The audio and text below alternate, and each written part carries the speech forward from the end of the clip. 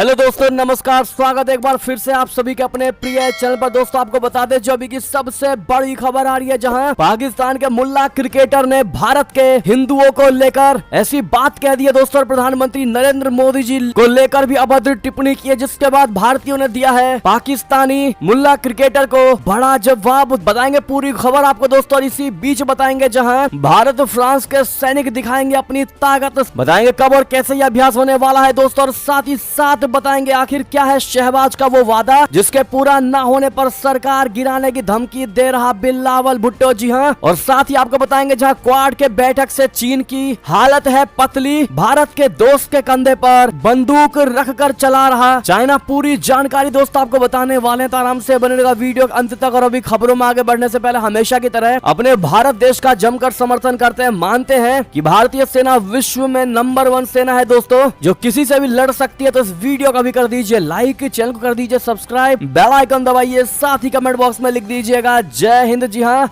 तो चलते हैं पहली और सबसे बड़ी खबर की तरफ, जहां पाकिस्तान के मुल्ला क्रिकेटर का दिव्य ज्ञान मोदी ने अनजान के लिए माइक नीचे किया। शैतान हिंदू से भी भाग गया, यानी कि दोस्तों हिंदुओं को शैतान बता दिया गया है इस पाकिस्तानी क्रिकेटर के द्वारा। साथ ही साथ दोस्तों मोदी जी को लेकर भी अभद्र टिप्पणी की। आपको पूरी बात बता दें, जहां कई बार पाकिस्तान से ऐसे वीडियो आते हैं जिसमें साफ दिख रहा होता है कि धर्म के नाम पर बने इस देश के लोगों में आज भी जहर भरा हुआ है। यहाँ लोग हिंदू और गैर मुस्लिमों से नफरतें करते हैं। तो एक और जहाँ पाकिस्तान दुनिया भर में अपनी आर्थिक बदहाली का रोना रो रहा है और आर्थिक मदद पाने के लिए गिड़गिड़ा रहा है, तो वहीं दूसरी ओर उसके नेता भारत के खिलाफ नफरती बयान से बाज नहीं आ रहे। कई पाकिस्तानी हस्तियां अपने यहाँ की दिक्कतें दूर करने के बजाय भारत और भारतीयों का मखौल उड़ाते नजर आए हैं। पाकिस्तानी क्रिकेट टीम के कप्तान रहे सईद अनवर ने भी वहाँ जहर उगला है। पाकिस्तान के पूर्व क्रिकेट कप्तान सईद अनवर ने हिंदुओं को शैतान बताया है। सईद ने एक कार्यक्रम में मुस्लिम अनुयायियों के बीच भारतीय प्रधानमंत्री नरेंद्र मोदी जी का जिक्र करते हुए ऐसी बातें कही जिन्हें सुनकर गुस्सा जरूर आएगा दोस्तों। सईद अनवर ने भरी महफिल में हिंदुओं के खिलाफ नफरती भाषण दिया और एक वीडियो में वो कहते सुने गए कि अजान शैतान हिंदू से भी भाग गया, और इसी वीडियो में उसने प्रधानमंत्री नरेंद्र मोदी जी को शैतान कहा। जी हाँ, पाकिस्तान अनटोल्ड के ट्विटर हैंडल पर पोस्ट किए गए वीडियो में जो आप स्क्रीन पर देख पा रहे होंगे दोस्तों ट्वीट, उसमें पूर्व पाकिस्तानी क्रिकेट कप्तान सईद अनवर कहते नजर आ रहे हैं कि वो Indian prime minister Narendra Modi है। अजान हुई तो उसने अपना माइक नीचे गिराकर अपनी स्पीच को बंद कर दिया। सद्भावना दिखा रहा था, लेकिन इससे कोई फर्क नहीं पड़ता कि तुम कितनी बार अजान के लिए अपनी स्पीच रोकते हो। तुम लोग शैतान ग्रस्त हिंदू बने रहोगे। अजान शैतान हिंदू से भी भाग गया, यानी कि दोस्तों मोदी जी और हिंदू समुदाय को शैतान बताया गया है इस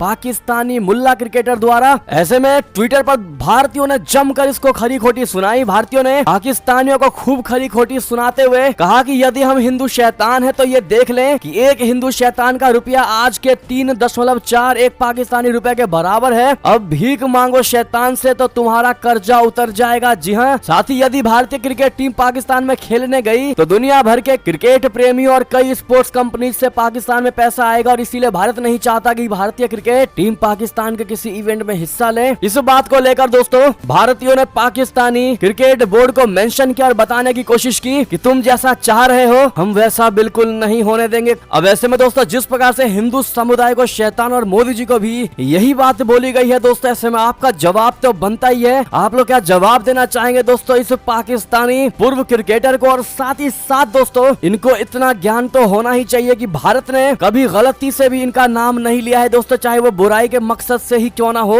लेकिन उसके बावजूद भी पाकिस्तान बुराई तो दूर की बात, बुराई में भी गंदे शब्दों का इस्तेमाल करता है दोस्तों, जो कि दिखाता है कि भारत से कितनी ज्यादा उसको चिड़न है। बहरहाल आपकी जो भी निजी राय हो बताइएगा जरूर, लेकिन साथ में दोस्तों कमेंट में लॉन्ग लिव मोदी जी कहना बिल्कुल मत भूलिएगा, और ज्यादा से ज्यादा इस वीडियो को शेयर कर दीजिएगा हमेशा की तरह। और जिन्होंने लाइक नहीं किया वीडियो को प्लीज लाइक कर दीजिएगा। चलते हैं अगली खबर की तरफ, जहाँ भारत फ्रांस के सैनिक दिखाएंगे ताकत।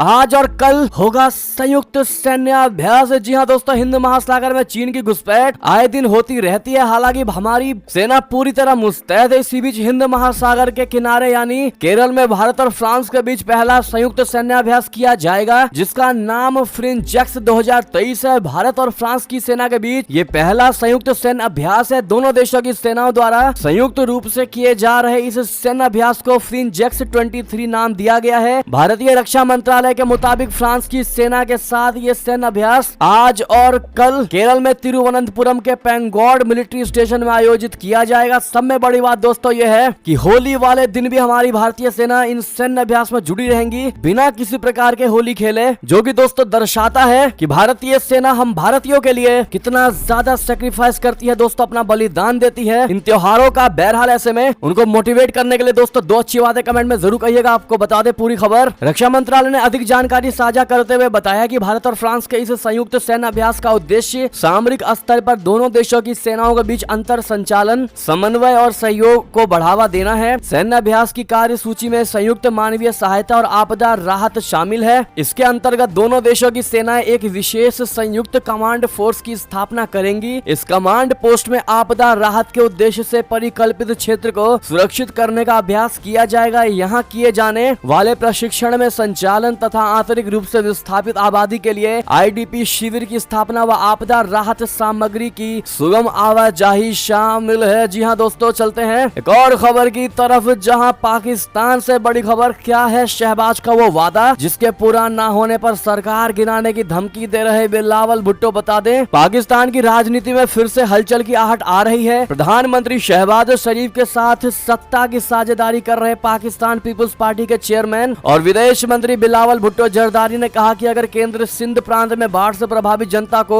वादे के मुताबिक मदद मुहैया नहीं कराता है तो उनकी पार्टी के लिए सरकार में रहना बहुत मुश्किल हो जाएगा। बिलावल भुट्टो ने रविवार को एक कार्यक्रम के दौरान ये बातें कही। बिलावल गेहूं की फसल के लिए किसानों को आर्थिक मदद मुहैया कराने के लिए आयोजित एक कार्यक्रम में शिरकत कर रहे थे। बता दें कि सिंध में भुट्टो की पार्टी सत्ता में है। सिंध की सरकार ने बेनजीर इनकम सपोर्ट प्रोग्राम के तहत 8.39 अरब पाकिस्तानी रुपए गेहूं पैदा करने वाले किसानों को देने की योजना बनाई है और इस योजना के तहत गेहूं उपजाने वाले हर किसान को सरकार 5,000 पाकिस्तानी रुपए बतौर मदद देगी और ये मदद 12 एकड़ तक जोत रखने वाले किसानों को मिलेगी। चलते हैं दोस्तों अगली खबर की तरफ, जहां चीन की निगाहें जापान ऑस्ट्रेलिया पीएम के भारत दौरे पर। आखिर क्यों क्वाड से खौफ में है ड्रैगन, आपको बता दे चीन द्वारा अपने सैन्य बजट को 7.2% से बढ़ाकर 225 बिलियन अमेरिकी डॉलर किए जाने के मद्देनजर क्वाड देशों की रणनीति भी बन रही है। क्वाड भारत, अमेरिका, ऑस्ट्रेलिया और जापान इन 4 देशों का समूह है जिसे चीन अपने खिलाफ मानता है। चीन के बढ़ते सैन्य खर्च और अर्थव्यवस्था के आकार को देखते हुए क्वाड मेंबर्स अपने रक्षा और आर्थिक सहयोग को गहरा करने के लिए बाध्य हैं। ग्लोबल एक्सपर्ट्स का कहना है कि क्वाड मेंबर्स को चीनी चालों से निपटने के लिए हर हाल में साथ होना ही होगा। हिंद प्रशांत क्षेत्र में चीन की बढ़ती गतिविधियां इसकी प्रमुख वजह बन जाती है, जहां चीन छोटे छोटे देशों पर दादागिरी जमा रहा है। रशिया यूक्रेन की जंग में चीन का रूस को समर्थन भी भारत के लिए चिंतित कर देने वाली बात है, क्योंकि चीन और रूस अपनी दोस्ती को नो लिमिट अलाय बता चुके हैं। यदि रशिया चीन के पाले में जाता है तो इसका भारत को बड़ा नुकसान होगा।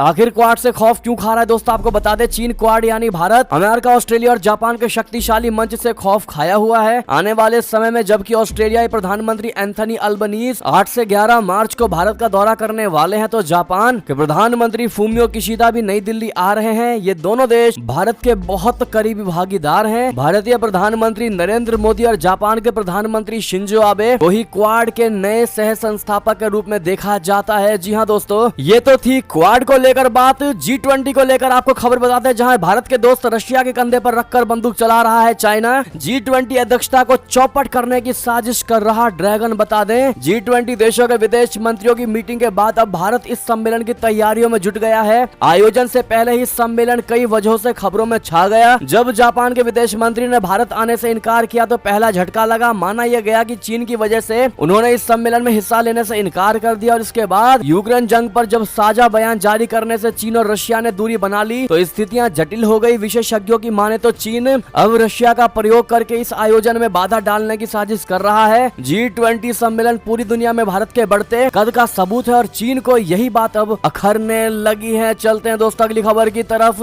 जहां पर टीवी पर प्रसारित हुआ इमरान खान का भाषण तो न्यूज चैनल को ही कर दिया गया ऑफ एयर। जी हां दोस्तों, पाकिस्तान में पूर्व पीएम इमरान खान के भाषणों के प्रसारण पर रोक लगा दी गई। इस फैसले के कुछ ही घंटों बाद निजी टीवी न्यूज चैनल ARY ने इमरान का भाषण प्रसारित किया और इस कदम के लिए अब ARY न्यूज को ऑफ एयर कर दिया गया। Pakistan electronic media regulatory authority ने रविवार रात सैटेलाइट टेलीविजन चैनलों पर इमरान खान के भाषणों के लाइव प्रसारण और रिकॉर्ड किए गए भाषणों पर बैन लगाने का ऐलान किया था, क्योंकि इस्लामाबाद पुलिस उन्हें गिरफ्तार करने में विफल रही थी। ARY न्यूज वर्तमान में ऑन एयर नहीं है और इसके बजाय टीवी पर बैन के बारे में एक मैसेज दिखाया जा रहा है। इससे पहले भी ARY ब्रॉडकास्टर के खिलाफ कार्यवाही की जा चुकी है। जी हाँ, इस पर रेगुलेटरी अथॉरिटी ने एक आदेश में कहा कि ये देखा गया है कि पाकिस्तानी तहरीक इंसाफ के अध्यक्ष इमरान खान अपने भाषणों में लगातार निराधार आरोप लगा रहे हैं और देश के संस्थानों और अधिकारियों के खिलाफ अपने भड़काऊ बयानों के जरिए अभद्र भाषा फैला रहे हैं। बहरहाल दोस्तों, इमरान खान के भाषण होने की वजह से ARY चैनल को जिस प्रकार से ऑफ एयर किया गया है, ये दर्शाता है कि कैसे शहबाज शरीफ सरकार को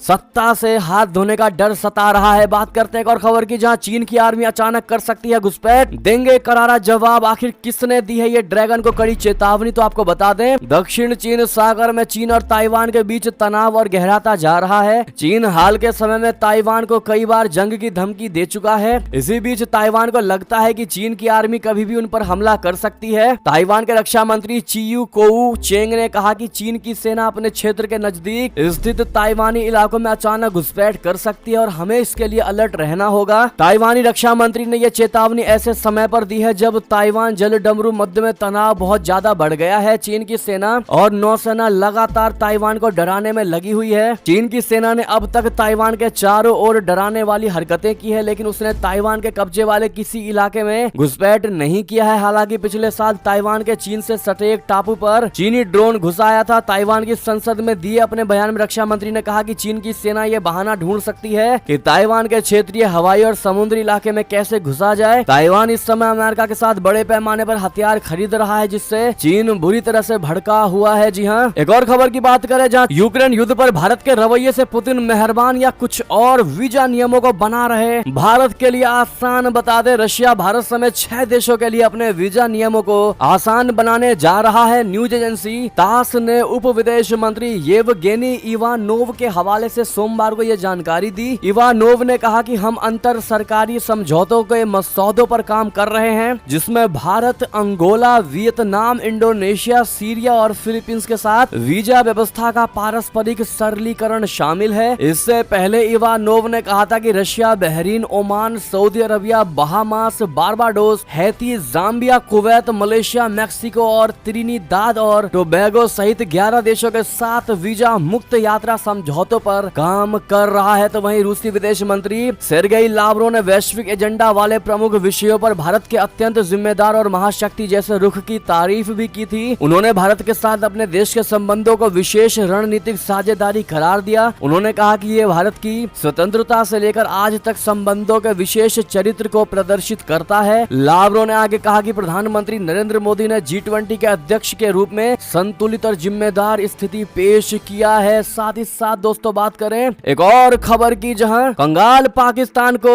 IMF की 2 टुक, कहा एक देश की तरह बर्ताव करना सीख लें, हमसे पैसा लेकर अमीरों को पहुंचाते हैं ये फायदा। जी हां दोस्तों, आर्थिक बदहाली से जूझ रहे पाकिस्तान को इंटरनेशनल मॉनेटरी फंड यानी IMF से लोन नहीं मिल पा रहा है। पिछले महीने IMF का प्रतिनिधि मंडल 10 दिन पाकिस्तान में रहकर गया था, लेकिन शहबाज हुकूमत के लिए बात नहीं बन पाई। IMF ने अब उल्टे पाकिस्तान को ही नसीहत दे डाली और खरी खोटी सुनाया है। IMF की मैनेजिंग डायरेक्टर क्रिस्टलीना जियोर्जीवा ने कहा है कि वे एक मुल्क की तरह बर्ताव करना तो पहले सीख लें। ऐसे नहीं चलेगा कि हमसे पैसा ले लें और अमीरों को फायदा पहुंचाएं। जी हां, पाकिस्तान की निगाहें इंटरनेशनल मॉनेटरी फंड से कर्ज की नई किस्त मिलने पर है। हालांकि महीनों के इंतजार के बावजूद ये कोशिशें सफल नहीं हो पा रही। पाकिस्तान में महंगाई ने रिकॉर्ड तोड़ दिया है और उसका विदेशी मुद्रा भंडार निचले स्तर पर चला गया है। पाकिस्तान रुपया भी दम तोड़ता जा रहा है, पर करीब 100 अरब डॉलर का कर्ज भी है दोस्तों। ऐसे में पाकिस्तानी हुकूमत इसके लिए पूरा जोर लगा रही है। बहरहाल अगर आप भी IMF की इन बातों का समर्थन करते दोस्तों और मानते हैं कि ये वाकई में हकीकत है, पाकिस्तान इधर का पैसा उधर करने में खिलाड़ी है, तो अपनी राय अवश्य दीजिएगा दोस्तों। साथ ही साथ बता दें, जहां रशिया ने यूक्रेन के आर्मी कमांड सेंटर पर गिराया मिसाइल बम, पूर्वी यूक्रेन के शहरों में हवाई हमले के सायरन से मचा हाहाकार। जी हाँ, बखमुत में रूसी सेना के हावी होने के बाद यूक्रेन में खलबली मच गई। बखमुत से यूक्रेनी सेना को मैदान छोड़कर भागना पड़ा। यूक्रेनी सेना अपने बखमुत निवासियों को बाहर निकाल पाने में नाकाम हो रही है। इधर रशिया ने यूक्रेन के आर्मी कमांड सेंटर पर हमला कर दिया। इसके बाद अब रशिया ने पूर्वी यूक्रेन पर मिसाइल और ड्रोन से दर्जनों बड़े हमले करने जा रही है। इसे देखते हुए जेलेंस्की के खेमे में खलबली मच गई है। पूर्वी यूक्रेन के सभी शहरों में जोर जोर से हवाई हमले के सायरन बजने से लोगों को घरों से बाहर ना निकलने की सलाह दी जा रही है और सर पर मौत का सायरन सुनकर लोगों की सांसें भी अटकी हुई है। बात करें अगली खबर की, जहां अफगानिस्तान में नहीं है कोई टीटीपी आतंकी। जी हां, तालिबान ने पाकिस्तान को दे दिया करारा झटका। बता दे, पाकिस्तान में पिछले कुछ दिनों से लगातार तहरीके तालिबान पाकिस्तान के आतंकियों ने शहबाज सरकार की नाक में दम कर दिया है। लगातार पुलिस और आर्मी पर हो रहे हमले और हर हमले के बाद पाकिस्तान आरोप लगातार रहा है कि अफगानिस्तान इन आतंकियों को अपनी जमीन पर शरण दे रहा है। लेकिन अब अफगानिस्तान की ओर से पाकिस्तान को करारा झटका लगा है। अफगानिस्तान तालिबान के एक मंत्री ने कहा है कि उनकी जमीन पर ऐसे कोई भी आतंकी नहीं है। शरणार्थियों और प्रत्यावर्तन के लिए तालिबान के कार्यवाहक मंत्री खलील अल रहमान ने कहा है कि उनके देश में टीटीपी का कोई भी आतंकी नहीं है। द खैरासान डायरी ने खलील अल रहमान से इंटरव्यू लिया और इसमें उनसे पूछा गया कि पाकिस्तान की ओर से लगातार टीटीपी को शरण देने का आरोप लगा रहा है, इस पर आपका क्या कहना है। तो खलील ने कहा कि हम अफगानिस्तान में ऐसे समूह से जुड़े लोगों के अस्तित्व को नकारते हैं। यानी कि दोस्तों, ये पाकिस्तान के लिए तालिबानियों की ओर से अब तक का सबसे बड़ा झटका माना जा रहा है, क्योंकि पाकिस्तानियों को यही लगता है कि टीटीपी के आतंकी अफगानिस्तान में ही है। बहरहाल एक और खबर की बात करें, जहां रशिया और यूक्रेन युद्ध अब बढ़ा रहा चीन की चिंता। जर्मनी ने खुले मंच से दे दी बड़ी चेतावनी। बता दें, रशिया और यूक्रेन की जंग में अब चीन की मुसीबतें बढ़ने के संकेत नजर आने लगे हैं। अब जर्मनी ने खुले मंच से चेता दिया है कि अगर रशिया को हथियार मुहैया कराया गया तो अंजाम भुगतना होगा। बहरहाल शोल्ज ने उम्मीद जताई है कि चीन ऐसा नहीं करेगा। हाल ही में उन्होंने अमेरिकी राष्ट्रपति जो बाइडेन से वॉशिंगटन में मुलाकात की थी। जर्मनी के चांसलर ओलाफ शोल्ज ने कहा कि यदि चीन यूक्रेन में हमले के लिए रशिया को हथियार मुहैया कराता है तो उसे इसके परिणाम भुगतने होंगे। जो बाइडेन से मुलाकात के 2 दिन बाद CNN को दिए साक्षात्कार में रविवार को यह बात कही गई। खास बात यह है कि यूक्रेन पर रशिया की सैन्य कार्रवाई को 1 साल से ज्यादा का समय बीत चुका है। बात करें एक और खबर की दोस्तों, जहां चीनी गुब्बारों के बाद अब चीन में बने क्रेन बन गए हैं अमेरिका की सबसे बड़ी चिंता। जी हां, चीनी गुब्बारों के बाद अमेरिका को चीन में बने क्रेनों की चिंता सताने लगी है। ये संदेश जताया गया है बंदरगाहों पर जहाजों से सामान उतारने में इस्तेमाल होने वाले क्रेन का इस्तेमाल चीन जासूसी के लिए भी कर रहा हो सकता है। अमेरिका के सुरक्षा अधिकारियों ने आगाह कर दिया है कि दुनिया में जासूसी के तरीके बदल रहे हैं। अब पहले की तरह सिर्फ जासूसों और उपग्रहों के जरिए ही जासूसी नहीं की जाती। अधिकारियों ने आशंका जताई है कि चीन में बने कई उपकरणों का इस्तेमाल जासूसी या अमेरिका में उथल पुथल मचाने के लिए किया जा सकता है। इन उपकरणों में सामान की स्क्रीनिंग करने वाले सिस्टम और बिजली ट्रांसफार्मर भी शामिल है। अधिकारियों ने इस पर चिंता जताई है कि दुनिया भर के बंदरगाहों पर चीन की पकड़ मजबूत होती जा रही है। उसने अलग अलग देशों के बंदरगाहों में निवेश किया है। इसके अलावा दुनिया के हर लगभग बंदरगाह तक चीन के नए कंटेनर पहुंचते हैं। अखबार वॉल स्ट्रीट जर्नल में छपी एक खास रिपोर्ट के मुताबिक क्रेन्स का इस्तेमाल जासूसी के लिए किया गया है या नहीं, इसके बारे में अमेरिका के राष्ट्रीय सुरक्षा अधिकारियों के पास अभी विस्तृत कोई जानकारी नहीं है। फरवरी में चीन के गुब्बारे को अमेरिका ने मिसाइल से मार गिराया था। उसके बाद अमेरिकी अधिकारियों ने कहा था कि गुब्बारे को एक ऐसी कंपनी ने बनाया था जिसके संबंध चीन की सेना से हैं। ऐसे में दोस्तों, क्रेन को लेकर भी अमेरिका की चिंता बढ़ गया है। ऐसे में दोस्तों, चाइना का जिस प्रकार से बिहेवियर है उस प्रकार से ये कहना अतिशयोक्ति नहीं होगा कि क्रेन में चीन ने खुफिया तंत्र शामिल ना किया हो। बहरहाल उसकी हरकत से यही लगता है कि उसके हर एक चीज में जिसको एक्सपोर्ट किया जाता है चाइना से, उसमें जासूसी तंत्र जरूर मिला होगा। बहरहाल चलते हैं और खबर की तरफ, जहां गिलगित बाल्टिस्तान यानी पीओके में खाने का संकट, सरकार के खिलाफ लोगों का प्रदर्शन। जी हां, पाकिस्तान के अवैध कब्जे वाले कश्मीर जो कि भारत का हिस्सा है दोस्तों, उसके गिलगित बाल्टिस्तान में लोग पाकिस्तानी सरकार के अत्याचारों से तंग आकर सड़क पर उतर आए हैं। पाकिस्तानी मिलिट्री मॉनिटर की रिपोर्ट के मुताबिक गिलगित बाल्टिस्तान में बिजली, ईंधन और भोजन जैसी बुनियादी जरूरतें पूरी न होने पर लोगों का पाकिस्तान सरकार के खिलाफ गुस्सा फूट पड़ा है। उनका आरोप है कि चुने हुए प्रतिनिधि आम लोगों की मदद करने के बजाय लोगों के शोषण में पाकिस्तानी अधिकारियों की मदद करते हैं। जगह जगह विरोध प्रदर्शनों का नेतृत्व कर रही अवामी एक्शन कमेटी का कहना है कि चुने हुए प्रतिनिधियों ने गिलगित बाल्टिस्तान को पाकिस्तान का उपनिवेश बना दिया है। यहाँ से पाकिस्तान सभी तरह के संसाधनों का दोहन करता है और बदले में किसी तरह की सुविधा नहीं मिलती है। ऐसे में दोस्तों, क्या भारत को इस पर अब एक्शन लेना चाहिए? क्या जल्द से जल्द पीओके के लोगों की बात भारत को सुननी चाहिए? दोस्तों, जिस प्रकार से अब भारत के साथ अपने आप को मिलाने की बात कह रहे हैं पीओके के लोग, इस पर आपकी जो भी निजी राय हो, लेकिन वीडियो का जिन्होंने लाइक नहीं किया प्लीज लाइक कर दीजिएगा। साथ ही साथ बात करें एक और खबर की, जहां अमेरिकी डिस्ट्रिक्ट कोर्ट की पहली भारतीय मूल की जज बनी तेजल मेहता फिर बजा हिंदुस्तान का दुनिया में डंका। जी हां दोस्तों, भारतीय अमेरिकी न्यायाधीश तेजल मेहता ने अमेरिकी राज्य मैसाचुसेट्स में आयर जिला न्यायालय के पहले न्यायाधीश के रूप में शपथ ली। लोवेल सन की रिपोर्ट के अनुसार मेहता, जिन्होंने उसी अदालत में सहायक न्यायाधीश के रूप में कार्य किया था, उन्हें सर्वसम्मति से चुना गया और 2 मार्च को जिला न्यायालय के मुख्य न्यायाधीश स्टेसी फोर्ट्स ने शपथ दिलाई। इस मौके पर फोर्ट्स ने कहा कि मुझे विश्वास है कि उनके नेतृत्व में आयर जिला न्यायालय अच्छा काम करेगा। समारोह में मेहता के परिवार के कई सदस्यों ने भाग लिया, जिसमें उनकी 14 वर्षीय बेटी मीना शेठ भी शामिल थी, जो समारोह के वक्ताओं में शामिल थी। मेहता को लोवेल सन में यह कहते हुए सुना गया कि एक वकील के रूप में आप लोगों की मदद कर सकते हैं, लेकिन आप केवल एक हद तक ही उनकी मदद कर सकते हैं। एक न्यायाधीश के रूप में आप बहुत कुछ कर सकते हैं और मुद्दों की जड़ तक पहुंच सकते हैं और लोगों से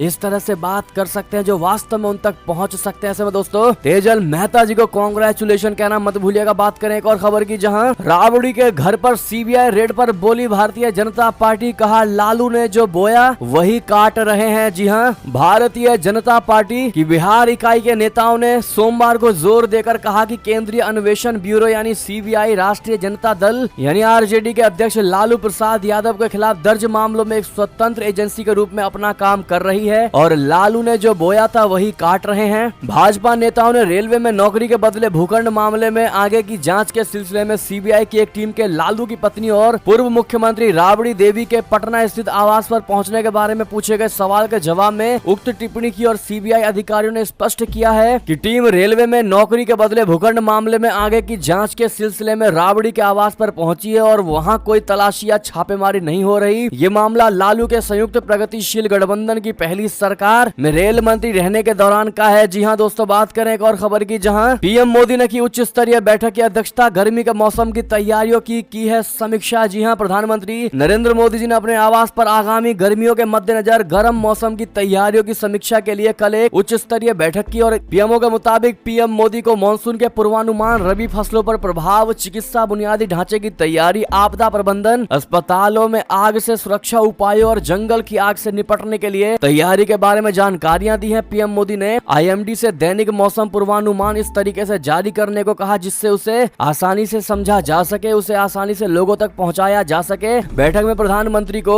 अगले कुछ महीनों के लिए भारत मौसम विज्ञान विभाग यानी आईएमडी के मौसम पूर्वानुमान और सामान्य मौसम की संभावना के बारे में जानकारी दी गई है। बहरहाल दोस्तों, आपकी जो भी इन पर निजी राय हो कमेंट में लिखकर जरूर बताइएगा। बहरहाल ये थी अब तक की सारी बड़ी खबरें। आपको हमारी खबर कैसी लगी? आशा करता हूँ बहुत अच्छी लगी होगी। अगर थोड़ी भी अच्छी लगी है तो इस वीडियो को भी अपने भाई बंधुओं में व्हाट्सएप, फेसबुक, ट्विटर के जरिए पूरे भारत में शेयर करना बिल्कुल मत भूलिएगा। और अभी कर दीजिए इस वीडियो को लाइक, चैनल को कर दीजिए सब्सक्राइब, बेल आइकन दबाइए, साथ ही कमेंट बॉक्स में लिख दीजिएगा जय हिंद जय भारत। तो मिलते हैं आप अगली बड़ी खबर में, तब तक के लिए अपना ख्याल रखिएगा। आप सभी का बहुत बहुत धन्यवाद दोस्तों। जय हिंद जय भारत।